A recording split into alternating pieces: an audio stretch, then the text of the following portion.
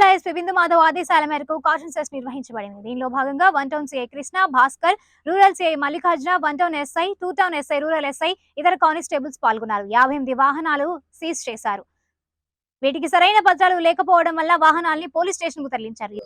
ఈ రోజు పల్నాడు జిల్లా ఎస్పీ గారు అయినటువంటి మా ఎస్పీ గారు బిందు మాధవ్ సార్ యొక్క ఆదేశాల మేరకు పల్నాడు జిల్లా నర్సరావుపేట డిఎస్పీ గారి యొక్క వర్మ సారు పర్యవేక్షణలో 1 టౌన్ పరిధిలో ఉన్నటువంటి వరవకట్ట ఏరియాలో కార్టన్ సెర్చ్ నిర్వహించడం జరిగింది. దాంట్లో మన 2 టౌన్ సిఐ గారు భాస్కర్ సారు, అట్లాగే రూరల్ సిఐ గారు అయినటువంటి మల్లికార్జును, అట్లాగే 1 టౌను 2 టౌను రూరల్ ఎస్ఐలు, బిఎస్ఎఫ్ ఫోర్సు, స్పెషల్ పార్టీ వాళ్ళు, సివిల్ ఫోర్సు సుమారు 100 మందితోటి ఈ వరవకట్ట నందు కార్డినెన్స్ సెర్చ్ నిర్వహించి ఆ ఏరియాలో ఎవరైనా అనుమానిత వ్యక్తులు ఎవరైనా ఉన్నా వాళ్ళని అదుపులోకి తీసుకోవడం జరిగింది.